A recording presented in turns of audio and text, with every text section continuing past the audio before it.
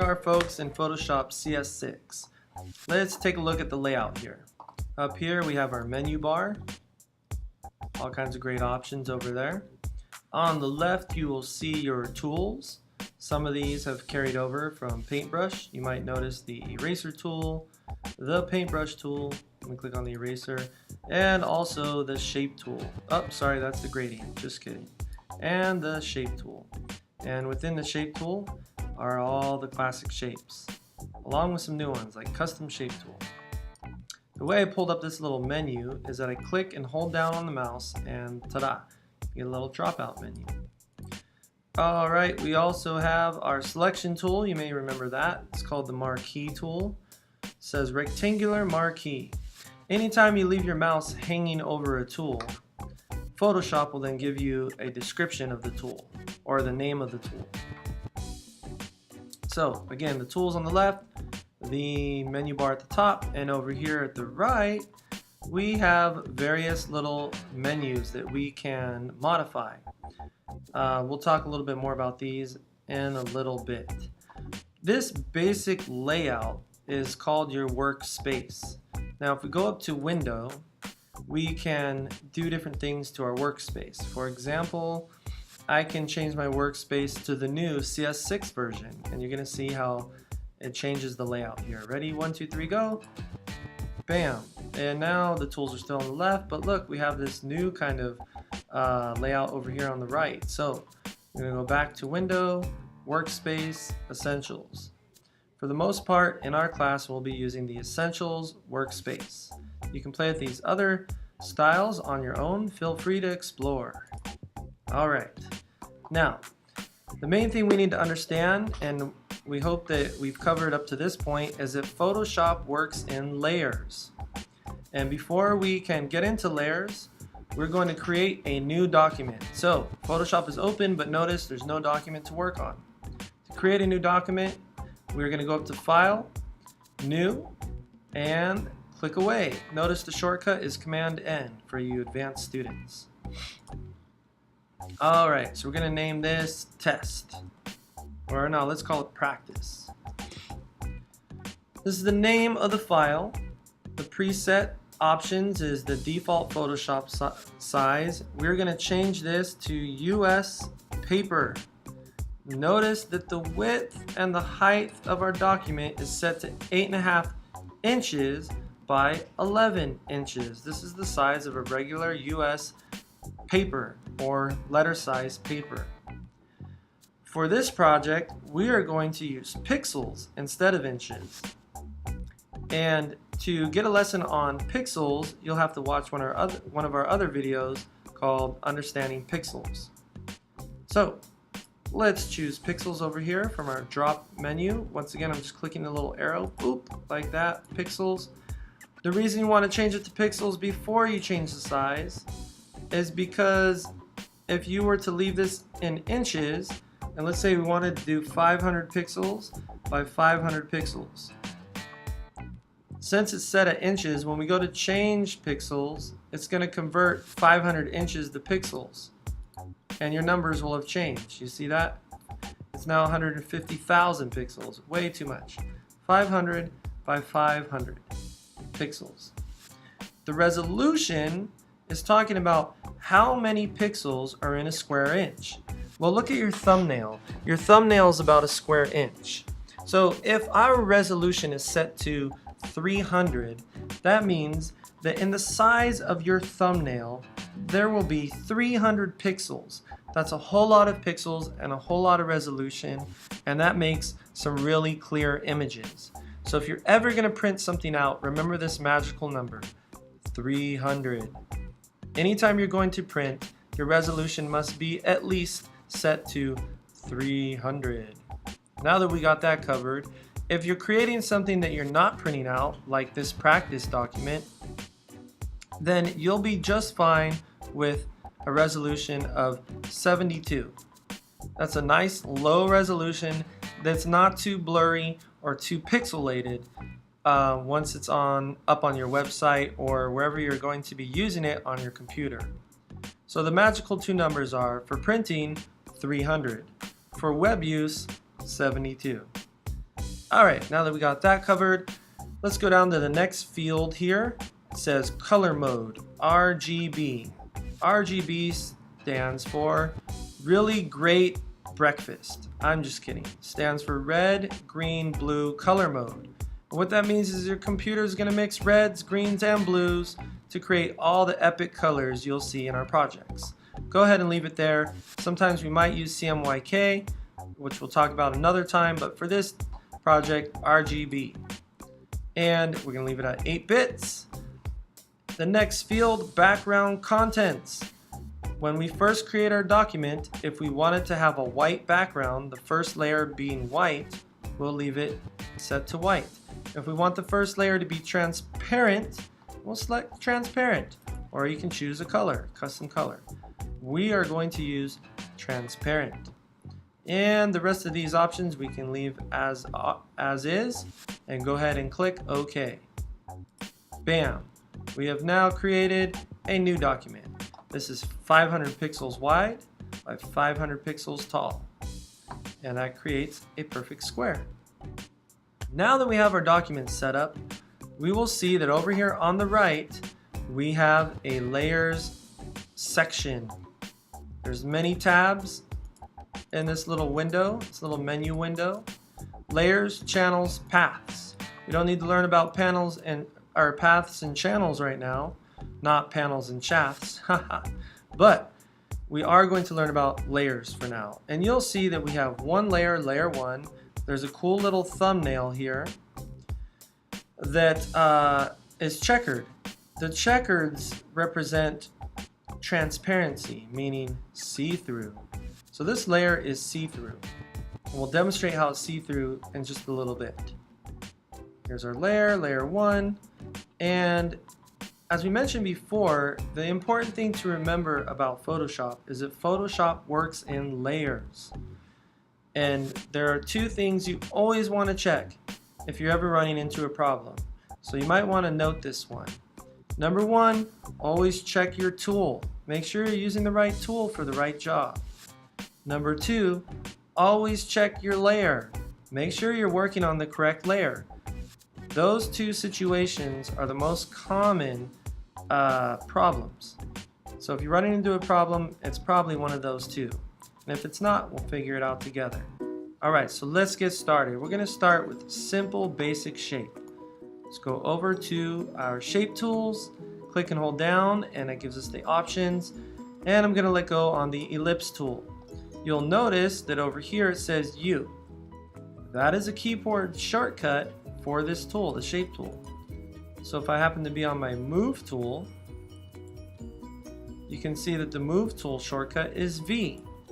So here I am on the move tool. This allows me to move objects, and if I want to use the shape tool, I can press U on the keyboard. Bam! And now the shape tool is selected. Each tool has its own menu options up here at the top. Check it out. Shape tool, menu options. Really cool. Right now we are on shape. We don't want to make a path or pixels just yet. Talk about those later. The difference between fill and stroke, you guys may remember, is that the stroke is the border or the outline of the shape, and the fill is the color within the shape. The points has to do with the stroke. So if you choose to have a stroke, in this case I'll pick a red stroke. Right now the stroke is going to be a width of 3 pixels, a 3-point width. You can also choose what kind of stroke you'd like. We're going to leave it solid line. So let's draw a circle. To draw, it's just like any other paint program. You're going to click and drag. Now when I release, because we are on shape up here in our menu, let me hit escape real quick. Oh, that's not going to work. So when I release, I will have a shape. Bam. Notice that over here my layer now says ellipse. This is an ellipse layer. Over here in the top where we chose shape, path, or pixels, we were on shape. So every time we draw a shape, it's going to be on its own shape layer. That means nothing to you right now, but it will in a few moments once you see how cool things are going to get. Alright, so we have a cool shape, circle shape here. Now if I want to move this shape, I cannot do it using the shape tool. If I happen to click and drag to try to move this circle, whoops, I've made another circle. Oh no, what do I do? Panic and make more circles? Oh, look what I've done. I've created lots of shape layers and lots of circles that I don't need. So what's really cool about Photoshop is, yeah, you can use Edit Undo. Edit Undo Ellipse tool. But that only works for one step. I can undo or redo the last step. It doesn't go back more than one step. For that, we have a really cool tool called the History. Up here in my view, in my window, not my view, but my window, I have all of these alphabetized options here. So if I'm looking for history, I'm going A, B, C, D, F, G, H. There it is. Notice history is unchecked. When we check it, it's going to become available to us. So let's check history. Bam. Now we have this little history window, and I like to slide it right above my layers window. Just like that. Sorry, not above it, but at the top of it. And now it's a panel or a tab over here in our layers. So I can click layers, click history. History is a great window that shows you the last few steps you've been doing. And here I can see that I use the ellipse tool. If I click up, it's going to go back in time. So I click up here, it's gone back one step. Back to when I just made one mistake. Yay! But if I click up again, now I've undone the last mistake and all my mistakes have been erased. Isn't life grand? But what if I wanted those circles back and they weren't mistakes? Well, then I would go forward in time. And voila, there they are. Back in time, forward in time. Back in time, forward in time. Back in time. Okay. History tool, great. Now we know that. Let's go to layers. Back to layers. All right, we wanted to move this circle. Oh, we made a mistake again, but we remember we have a history tool there. Okay, we remembered that we want to move this circle. So we're gonna use the move tool. Who remembers where the move tool is? That's right, it's up here, the arrow with the 4 crosshairs. The 4 arrows making a crosshair. The shortcut for the move tool, if you were reading, was the letter V. Bam, now we're on the move tool. Why is the move tool great? Because you can click and drag and move things around. Yay! We're moving circles. Isn't this fun? Okay, there's our circle tool and it's moving. And we are on the layer of the ellipse tool. Yes, the ellipse shape. I'm sorry, ellipse shape. Ellipse is a fancy word for circle. There it is. Now, let's draw another shape. We're going to go to, wait, before we go on, I almost forgot. Notice how we have a red outline. That is the stroke that was up here earlier. Right now it's not there because we're on the move tool. If we hit U to go back to our shape tool down here, U, we will see the options for the shape tool. Remember I mentioned, always know which tool you're using. Move tool, shape tool. If we look at the stroke, it's red 3-point, and you'll see a 3-point width outline stroke in red, and the fill is black. If we were to change the fill and the stroke, let's go pink this time, you can see that the shape has now changed. Voila. So you don't have to redraw it. You can just select your fill and your stroke and great things are happening. We love Photoshop. Okay, but let's draw a new shape. And we are going to use the rectangle this time. Now, I will click and drag out my rectangle first because if I try to set the color right now, it's going to change my circle. So I'll just go back to that color. There we go. This weird color. Well, actually, let's just do red with a blue stroke for now. There it is. Some common colors, not these fancy pastels. Okay, back to the rectangle. I'm going to click and drag a rectangle. Voila. Notice it's the same color as a circle. We don't want that. We are going to change the color of the rectangle by using our fill and stroke. Everybody say fill and stroke. Excellent. I can hear you through the computer. There it is. Fill and stroke, different colors. How about we increase the point of the stroke? Look at that. Strokes getting thicker, strokes getting thinner.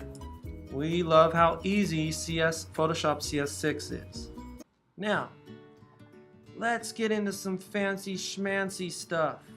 Over on the right, we've now got two layers. Ellipse tool, rectangle tool. Ellipse layer, rectangle layer. Don't forget about history. It's great. Look, it's keeping track of all the steps we've done. But enough of that. Back to layers. The ellipse and rectangle are stacked above one another. This order matters. Notice the layer on top is the layer we see in the front. The layer on the bottom is the layer that is behind this shape, or the shape behind the shape in front. If we were to drag this circle shape layer above the rectangle shape layer, what do you think will happen on our canvas over here? Think about it and watch. We're going to drag it to the top and release. Bam! The circle is now in front of the rectangle. We have made history, ladies and gentlemen. Now let's move these shapes around a little bit. Oh, wait a minute, I made a rectangle, mistake time. Oh, we'll just go back to history and back that up. What are the two things we should always check? Our layers and our tool. We're on the shape tool right now, we need to be on the move tool. Shortcut is V. Bam, move tool. We can move the circle, but what if we wanted to move the rectangle? Well, I'll just click on the rectangle and move. Hey, what's happening here? Remember, always check two things. Well, we're using the right tool. What was the other thing he said to check? That's right, the layers. Always check your tools, always check your layers.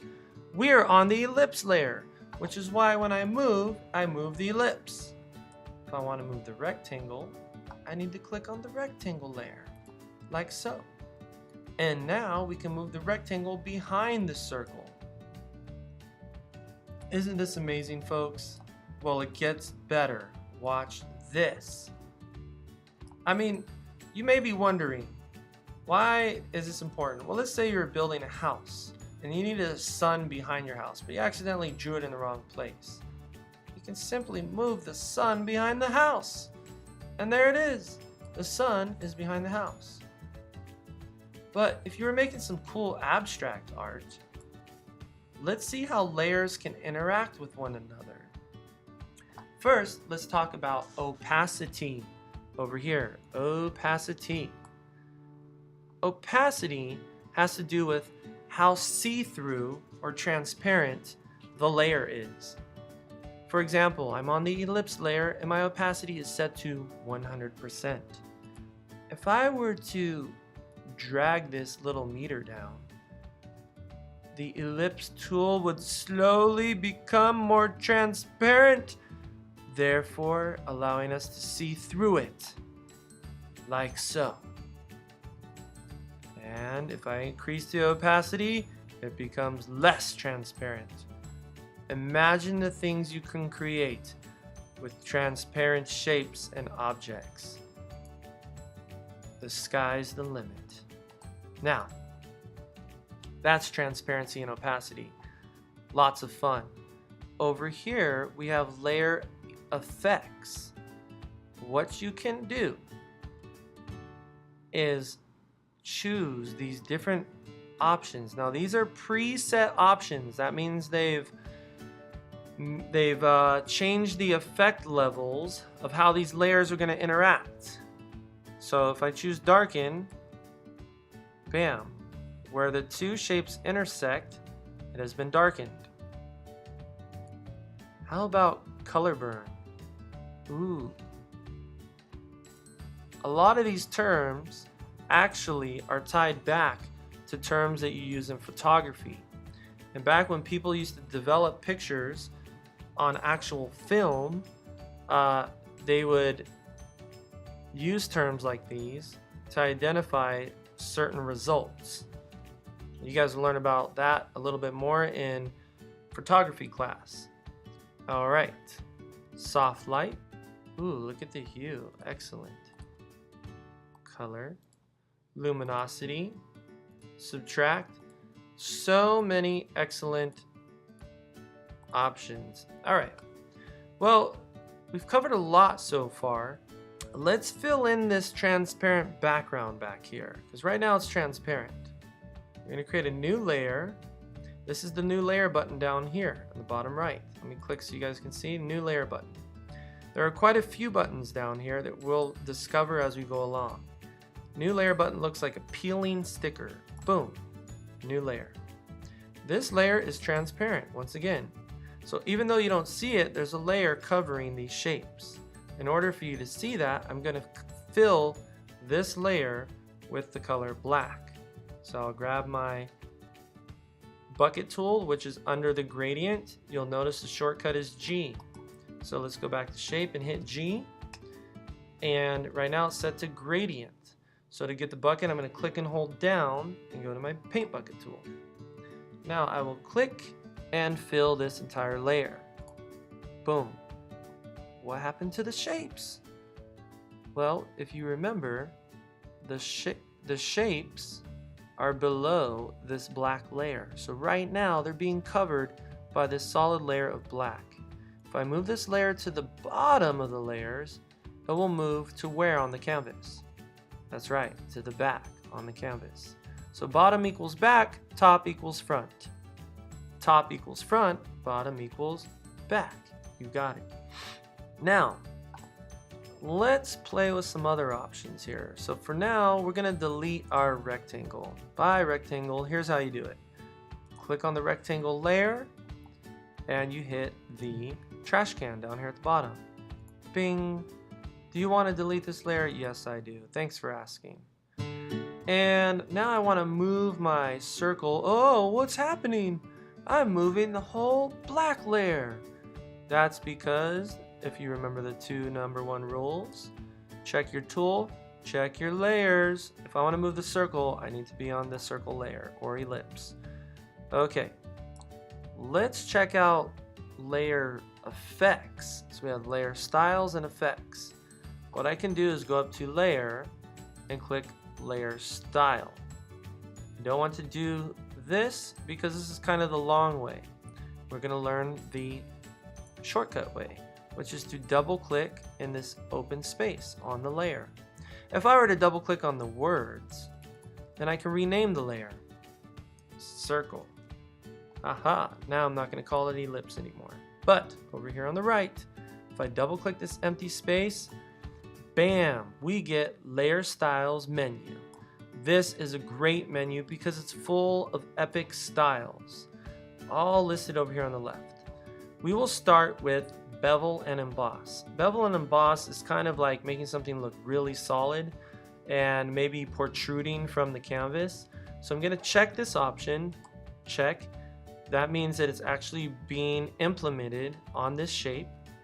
But to see the options for bevel and emboss, I have to select this little layer here. So I click, bam. Now the layer is selected. And look at all these cool tools and controls to affect this style, layer style. So the depth is how deep the bevel is. I can increase the depth and make this look like a button kind of sticking out from the background. The size of the embevel.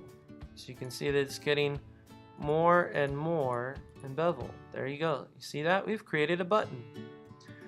And you can soften the edges, make it look really round. Uh-oh, it's starting to look like a Pokeball. Maybe we'll make one later.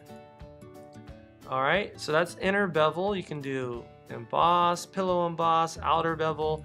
These are all things you're going to have to play with and enjoy and explore so that you can get the hang of them. So there's that. Another one I'd like to show you is a stroke. So you can manually add a stroke. We kind of learned about what that was earlier. Here's the color of the stroke. Let's pick white for now. And there's a stroke on the outside. And you can increase the stroke just like before. Okay. We're going to take off the stroke. You can also have an inner shadow. So let me take off bevel and emboss. So you can see I'm just checking and unchecking these styles to add them or remove them. So here's the inner shadow, and I'm going to increase the distance of the shadow. You can see it increasing there. It's like a full moon. Nighttime there. The size of the shadow. Okay, so it can be softer or darker. This is a really cool effect if you want to create lights and shadows. And Miss Lonnie, I'm sure, in art class is talking about lighting and shadowing with you guys. Let's take the inner shadow away. You can also do an inner glow. So let's get this cool white here. We'll put an inner glow, increase the size, and look at the inside of the circle is glowing. Or you can do an outer glow, one of my favorites. A lot of people like the outer glow. Let's have this have a nice purplish outer glow. The way I'm choosing colors is this slider over here is the hue. That means like what color of the rainbow, basically, the hue. And over here you have to select a shade of that color. So if I put my hue on this purplish color, this is showing me what shade of purple I have selected. If I click down here in the darkness, I get a darker shade of purple. Up here in the light, lighter shade. So you have to click in order to select. When you're done, you click OK. Bam.